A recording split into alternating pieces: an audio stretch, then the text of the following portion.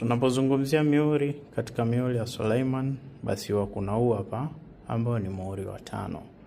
Huu ni moja kati ya mihuri ya Shamsi ambao kazi yake wenyewe ulikuwa ukitumika kipindi hicho katika kuamuru roho ama zile spirit ili kuweza kumhamisha mtu ama kusafirisha kitu kutoka umbali wa jambo husika sehemu moja kwenda sehemu nyingine, ama kusafirisha, tunasema kusafiri kutoka sehemu moja kwenda nyingine.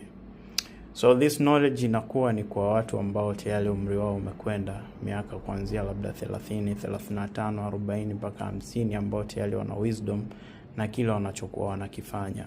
Wengine hamtaki kumess na knowledge kama hizi kwa sababu ni kubwa na haziwezi kushikika na watoto wadogo. Unaweza ukajikuta unajiumiza.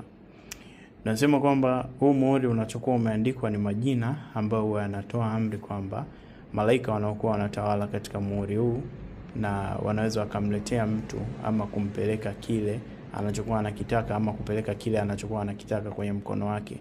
Mathalan, umeshika kitu kama hichi na unataka kukisafirisha, basi unachukua muhuri huu na kusoma siri ambayo iko hapa kwenye haya majina ambayo yameandikwa katika lugha ya Kiebrania, au tunaweza kusema kwa lugha nyepesi wengine ili muelewe, lugha ya kijini.